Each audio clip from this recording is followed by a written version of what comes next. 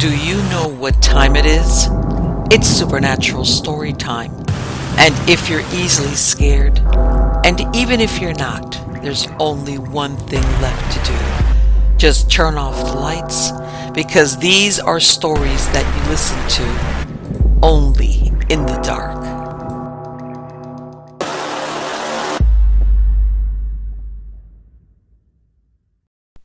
Campfire Stories, Volume 9, Story Number 1. My father once worked as a long-haul trucker. He spent most of his time in the West, especially across the Great Plains, and frequently traveled the Red Desert Highway in Wyoming. This is where this event unfolded. When I was younger, I often asked to join him during school holidays. I loved exploring the open country. Around age 12, during spring break, my father invited me on a delivery run to Colorado. I accepted without hesitation. At the time, he was single and my older brother had already moved out. We lived in Idaho, so we headed east along the southern routes. The journey proceeded smoothly at first. We crossed into Wyoming, stopped for a quick meal, and continued onto the desert highway. The Red Desert stretches vast and empty, carrying the same stark atmosphere that defines so many western deserts. We drove deeper into its heart as night fell. Around 1 in the morning, my father woke me with an uneasy tone in his voice. He asked me to look in the rearview mirror and describe what I saw. 2 dim headlights approached slowly from behind, bouncing slightly on the rough road. He wanted confirmation that his tired eyes had not invented them. I scanned our surroundings. We had entered the deepest part of the desert.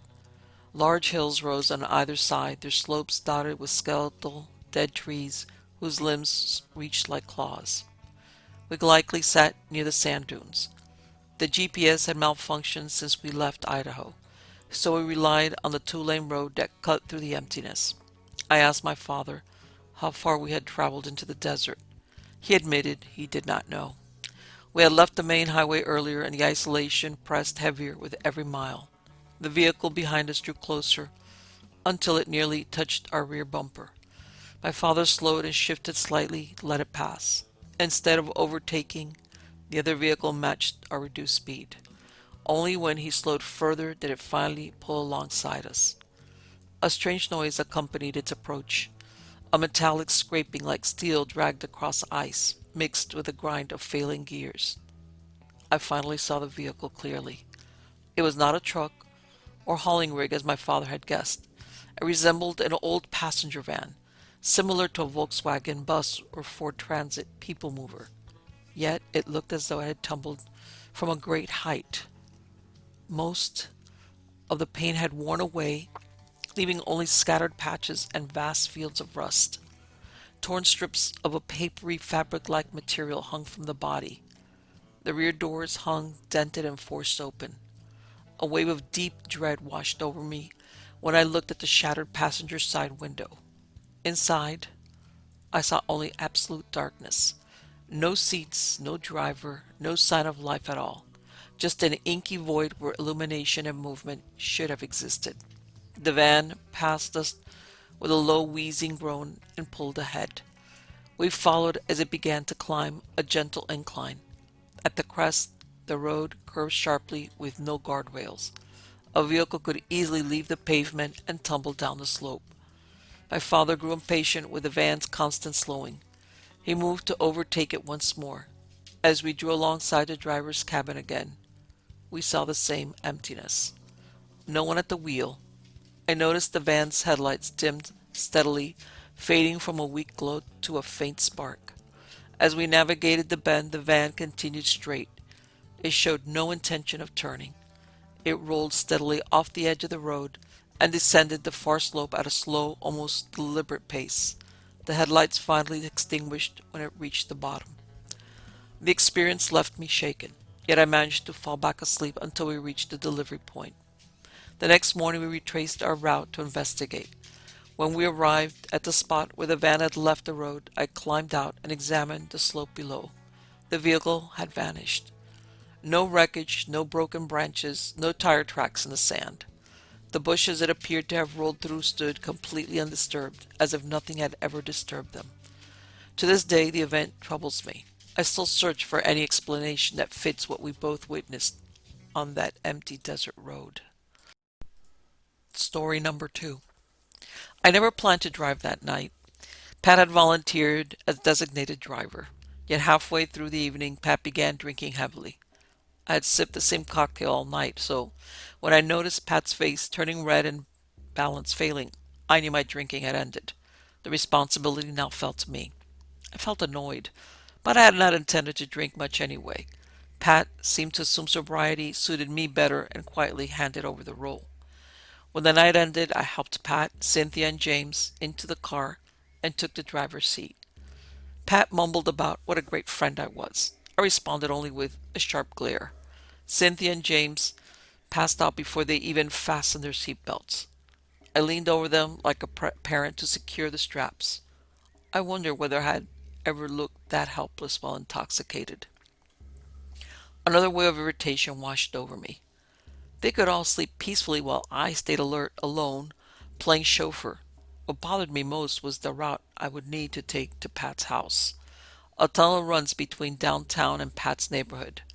To everyone else it appears ordinary, but it has always unsettled me because of something that happened when I was a child.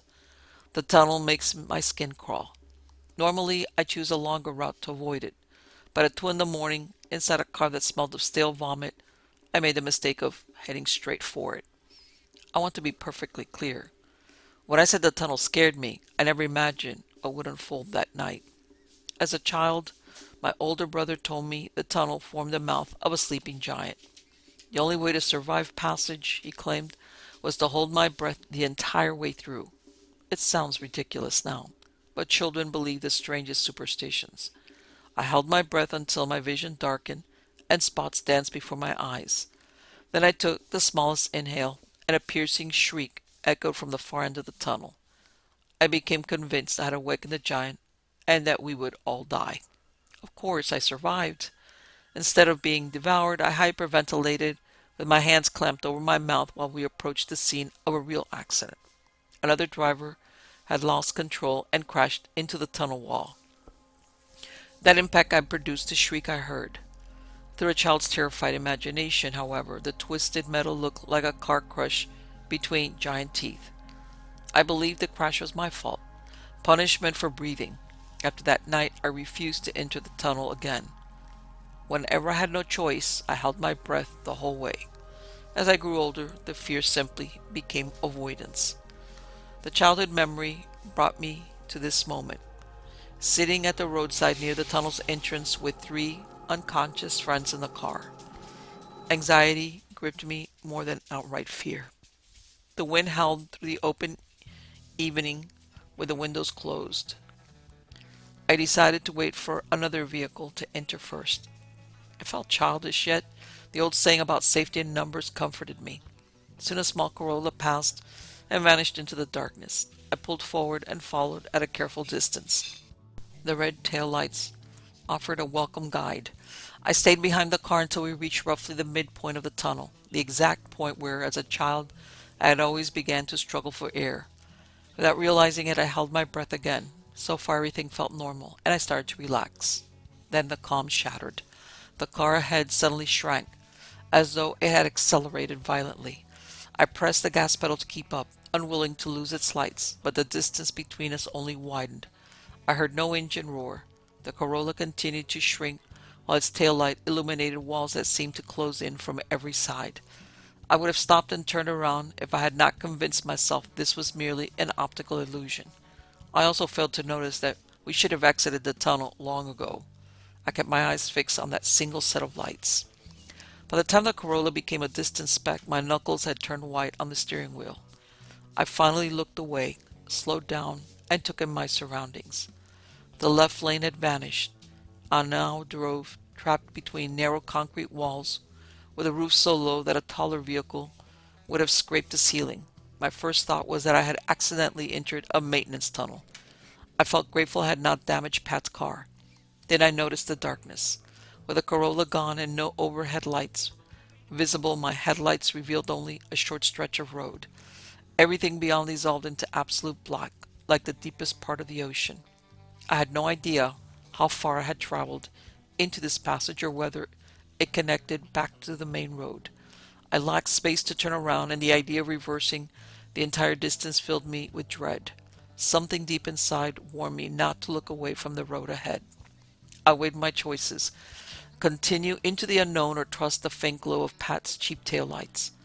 I swallowed hard, imagining myself inside the giant's throat once more.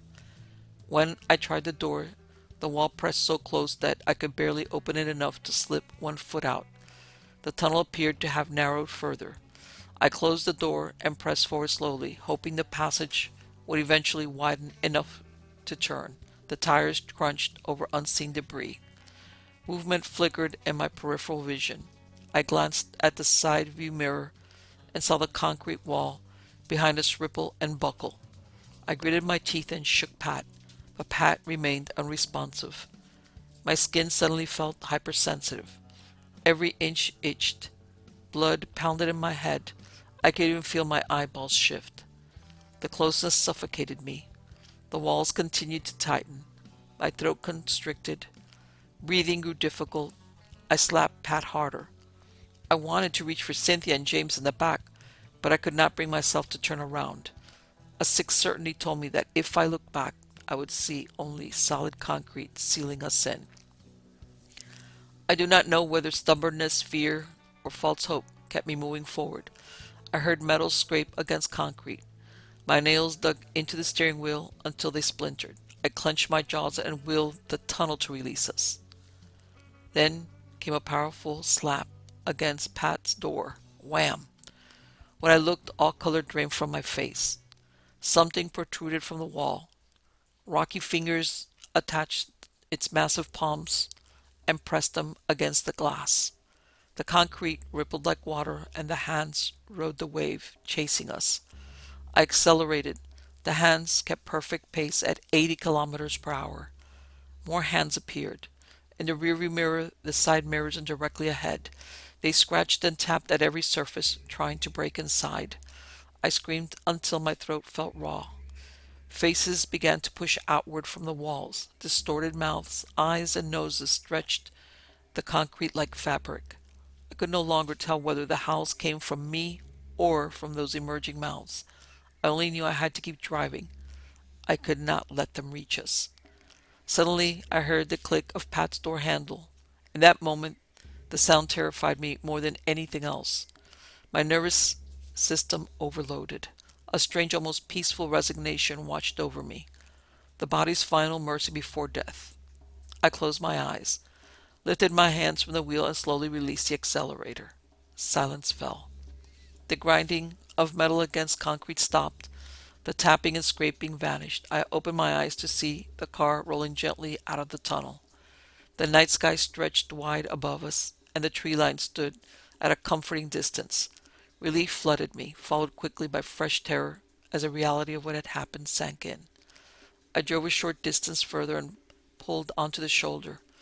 My body shook so violently that I could barely stand. I collapsed onto the grass on all fours. From the back seat, Cynthia and James stirred and asked groggy questions. Why did we stop? And where are we? I could not answer them. You may assume that when I closed my eyes and accepted my fate, the entire ordeal was merely a nightmare or a metaphor for conquering childhood fear. You would be wrong. The car bore deep scrapes across every panel. Hand-shaped dents marked the doors, hood, and even the undercarriage. And then there was Pat. Pat, my friend since grade school, the one who had forced me to drive that night, sat motionless in the passenger seat. Pat's face twisted in pure horror, as though Pat had awakened at the final moment and witnessed death reaching for them. Pat never reached the strange calm I had felt. The coroner ruled the death a heart attack. Officials suggested I had fallen asleep at the wheel and briefly veered into the wall before regaining control. Their explanation ignored the scratches covering every surface of the vehicle. I have since researched the tunnel. There is no maintenance passage. Only the main road exists. The only mistake I made that night was choosing to enter the tunnel at all. To step once more into the mouth of the beast I had feared since childhood. I will never drive through it again. Next story. In the fading light of a quiet Montana evening, the old red bridge stood as a weathered eyesore, yet remained one of the last original structures from the town's founding days. My mother grew up in this isolated place. On her 18th birthday, she fled to marry an abusive alcoholic. Late at night, after too many drinks, she would drift into stories about how local kids dared one another to spend the night on that bridge. She always trailed off before finishing, lost in distant thoughts. Only once did she mention a boy named Tyson James. When I pressed her later, she pretended she had never spoken his name. That night, I heard her crying through the thin wall. She died last year along with her husband in a head-on collision. I decided to move to her childhood town to piece together the fragments of her fractured past. Her parents had passed away years earlier and left her a modest house she never visited. After a few uncomfortable nights in a run-down local motel, I cleaned enough of the house to make it livable while I searched for answers. At first, the townspeople kept their distance. They warned only after I introduced myself as the granddaughter of Carol and Brian Edwards. My mother had often described the residents as deeply superstitious and wary of outsiders, and she had vowed never to become like them. Once they connected me to my grandparents and, through them, to my mother, they spoke a little more freely, but still with caution. The only person who openly shared memories of my mother was Kelly, a waitress at the Night Raven Diner. She and my mother had been close friends in high school. With a bright, heavily lipstick smile, Kelly recounted their wild teenage adventures. Her story stayed light until I asked about Tyson James. Her face drained of color, making her look suddenly older. Though the diner sat nearly empty, she excused herself abruptly and disappeared into the back. I felt the heavy stares of the old men at the bar as I paid my bill and left. Small towns carry strange atmospheres, and this one felt heavier than most. Drivers often passed through without noticing while heading along Highway 206 toward Glacier National Park. One afternoon, as I considered driving into the park, a firm hand on my shoulder stopped me. "You Tawny's kid?" a rough voice asked. I tensed, instincts sharpened by city life. The man did not look familiar from the diner, yet he carried the weathered appearance shared by so many locals. "Yeah," I answered, my voice unsteady. "The James family lives just off Highway 206 on Moose Park Lane.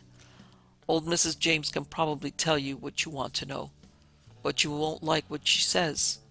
He pressed a small slip of paper into my hand, spat near my front tire, and walked away without another word. Several days later, I visited Mrs. James. She and her husband recounted a long, interrupted tale of how Tyson died and how the town blamed my mother. I wish I'd written down every detail, but I remember the core. Tyson and my mother were high school sweethearts. One night, they dared each other to spend the night on the old red bridge. Tyson never returned. Searchers found his bloated body floating in the river downstream, his lungs filled with blood. Authorities could never prove my mother's involvement, but she fled town soon afterward. To the locals, the departure looked like an admission of guilt. Mrs. James showed no tears as she spoke. Her husband made quiet, gruff sounds from the background, but I never clearly saw his face. She seemed to have repeated the story so many times that it no longer stirred emotion in her. We sat in long silence while she refilled my tea and tended the kettle. She asked about my mother and expressed genuine sorrow at her death, calling her a good kid. When I stayed silent about my father, she gave me a knowing look that suggested she understood far more than she revealed. As our conversation ended, I asked what she thought of the old red bridge. She offered a slightly cold chuckle. "I have never gone near that bridge, and I never will. Tyson knew better. That bridge is dangerous for our kind. We can only protect our own for so long before they make their own choices. Stay away from it, and you will live a happier life." I returned home that afternoon, feeling unwell. My head throbbed as though someone pounded against glass inside my skull. I lay down to rest, but sleep brought only nightmares. In the dream, the river ran high, and a fire burned in the center of the bridge. I sat among a group of laughing teenagers who drank and smoked. They dared one another to walk across. One warned that if fear made you run back, the devil would drag you down. A young man with dark hair and gray eyes stood and recited a poem with dramatic flair. If you cross the old red bridge, a promise you'll surely find. If you plunge to the river below, cold is on the mind. But if you stop and turn around, as most of you will do, then say your prayers and goodbyes, as he will come for you. Someone laughed and shouted, "Oh, stop, Tyson." I realized I watched a boy I had never met. My mother, young, radiant, and full of life, pulled him back down, kissed his neck, and smiled through his shaggy hair. I had never seen her look so happy. The scene dissolved. Suddenly, I stood at the far end of the bridge with Tyson and my mother. Darkness swallowed everything. I felt icy water rush into my lungs and heard a scream. I woke drenched in sweat. The warm day had turned into a cold night. Pinkish red scratches covered my chest as if I had clawed at myself in my sleep. Every time I closed my eyes, I saw Tyson's body drifting downstream, blood streaming from unseen wounds. The same nightmare returned every night for a week, growing sharper and adding details I could not possibly know. Even during the day, visions of Tyson floating in the river haunted me with open eyes. Kelly began avoiding me at the diner, and the old men at the bar watched me silently until I left. I withdrew into the house more and more. Mrs. James had warned me to stay away from the bridge, yet the more I thought about her words, the stronger the pull toward it became. 2 nights ago, I gave in. I climbed the crumbling concrete support, pulled myself over the chain-link fence and corrugated metal barrier, and stepped out into the deck. Fresh tracks showed others had visited recently. Instead of the innocent fire pit from my dreams, the bridge lay littered with old needles, drug paraphernalia, cigarette butts, beer cans, and used condoms. I cleared space and lit a small fire with rotting boards. I had no clear plan. I simply felt compelled to be there. Once the flames rose, I stood behind them and stared down the length of the bridge, waiting. At nearly midnight, I started recording on my phone and walked forward, more comfortable watching the screen than the decaying planks beneath my feet. Without intending to, I began reciting the poem from my dream. If you cross the old red bridge, I promise you'll surely... A sudden wind tore upward through the deck. I felt the river's cold breath on my calves as each droplet burned like fire against my skin. I pressed on. If you plunge to the river below, cold is on the mind. But if you stop and turn around, as most of you will. The bridge trembled. Then say your good prayers and goodbyes. He will come for you. When I reviewed the footage later, I saw no wind in the trees and no shaking bridge. Yet I know what I felt. I lost control of my body.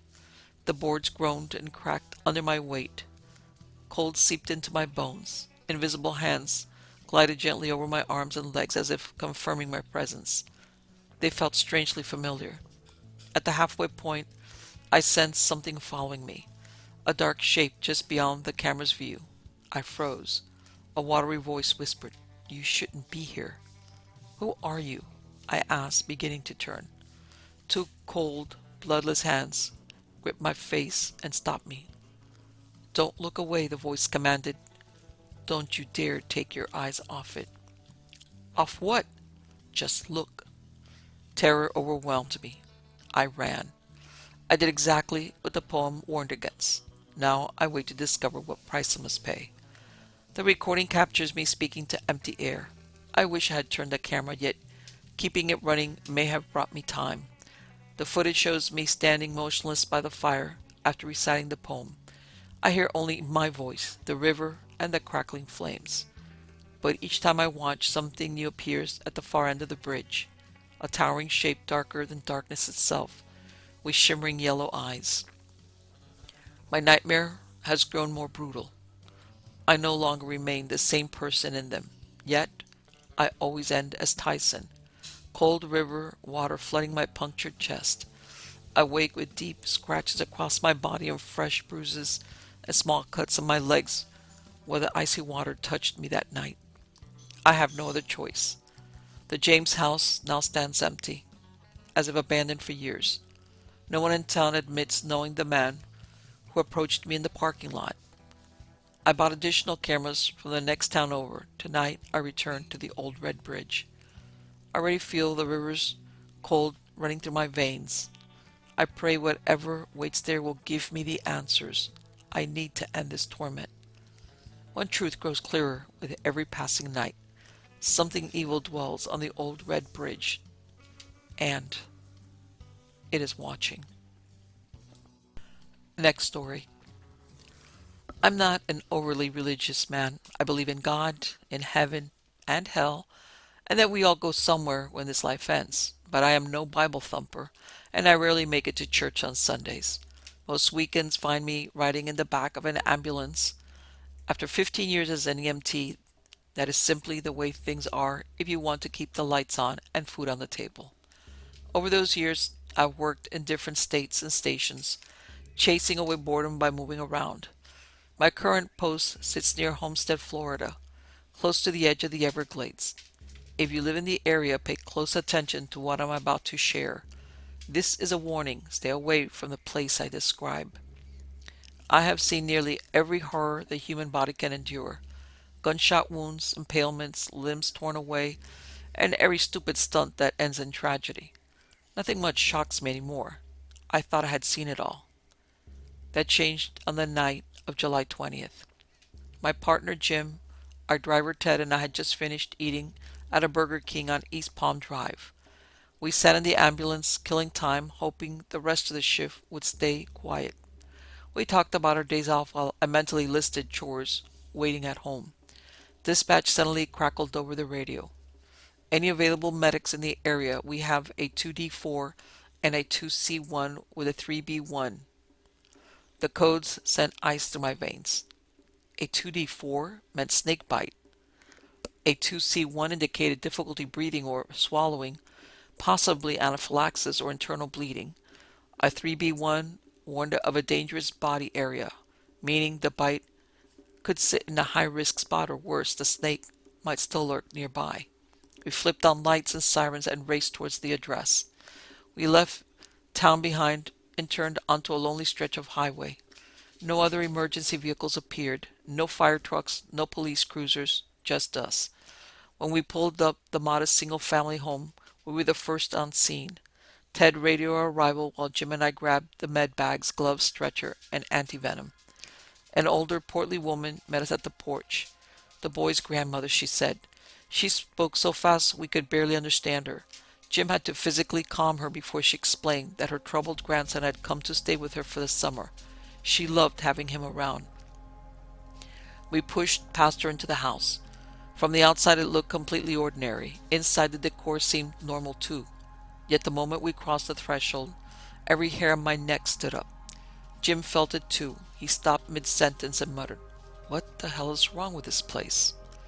It was the middle of July in South Florida, 102 degrees with crushing humidity. The grandmother had the air conditioning running and ceiling fans spinning on high. Yet the instant we stepped inside, the temperature felt like an oven. Sweat broke out instantly. When we questioned her, she shrugged and said every repairman in town had checked the unit and found nothing wrong. We followed the directions down the hallway to the boys' bedroom. Just before I reached the doorway, a whisper brushed my ear. Closed, secretive, and completely unintelligible. I turned to Jim. He heard nothing. We opened the door. A boy of about 12 or 13 sat on the bed staring at us. He had brown hair, a tan complexion, and the most unnerving pale blue eyes I had ever seen. Those eyes seemed to look straight through a person. He smiled pleasantly. Jim asked his name. "Matthew," the boy answered, still smiling. Jim explained we were there for the snake bite. Matthew nodded calmly. "What kind of snake was it?" Jim asked. "We need to know so we can give you the right antivenom." Matthew shook his head. "You don't have the antivenom for it." He pointed to his right wrist. 9 deep puncture wounds, each the size and depth of snake fans, marked the skin. They looked like a single bite, rather than multiple strikes. While Jim examined the wound, I asked why he thought we lacked a proper antivenom. "Because it wasn't a snake," Matthew said, still smiling. "I bit myself." I've heard every ridiculous excuse from patients over the years, but never anything like this. "Why would you bite yourself?" I asked. to build up my tolerance. We played along, cleaned and lightly dressed the wound, then helped him to the ambulance. We buckled him on the stretcher and headed for the hospital. His vitals were perfect, temperature normal, no swelling, no signs of venom. Nothing made sense. A mile and a half from the hospital, Ted shouted from the driver's seat, "Damn, it's hot in here!" The unnatural heat from the house had followed us into the ambulance. Matthew looked at us with that same serene smile and said, "I like it warm." When I asked if he was causing the heat, he replied cheerfully, "Of course, I can make it even hotter. Want to see?" We declined. The tension thickened. Ted cranked the AC and hung halfway out the window. Jim quietly prayed. I asked for our ETA, only to learn the first hospital had suffered a major power failure. We were being rerouted, adding 45 minutes to the trip. I tried to break the silence. "If you really bit yourself, show me the fangs you used." Matthew's smile widened. "Sure." His jaws cracked and stretched open impossibly wide, nearly 8 inches. His teeth elongated and sharpened into vicious fangs. The transformation turned his pleasant expression to something purely menacing. I began praying out loud. Jim shouted. Ted yelled from the front, "What the hell is going on back there?" "Hell," Jim answered. At that moment, the ambulance died. Lights, engines, sirens, everything. Total darkness swallowed us on a deserted road beside the Everglades. We scrambled out. From inside the dark ambulance came a deep guttural growl of laughter. Then a voice, ancient and amused, spoke clearly. "If I wanted you dead, you would already be gone. You have nothing to fear from me. You're too far gone already." Our radios went dead. The ambulance sat silent. Suddenly, the engine roared back to life. Lights and sirens blazing. The same voice called out, "Don't worry, I'm finished with my game. You all bore me anyway." A loud metallic crunch shook the rear of the vehicle, then everything went still. When dispatch finally reached us, they claimed they had never sent a snakebite call. We had simply gone dark for hours. No power failure had occurred at either hospital. Backup arrived, opened our ambulance, and found it empty except for a severely mangled stretcher. The boy had vanished. We drove back to the house. The same elderly woman answered the door, confused. She insisted she had no grandson. Her only grandchild, Matthew, had died 8 years earlier in a car accident and lay buried in the local cemetery. She had never called 911 that night. 3 grown men experienced the exact same events. We all saw the boy. We all heard the voice. We all watched the stretcher get destroyed by something inhuman. To this day, none of us can explain what happened on that lonely road near the Everglades. But every Sunday, you will now find Ted, Jim, and me in the front row at church for both services.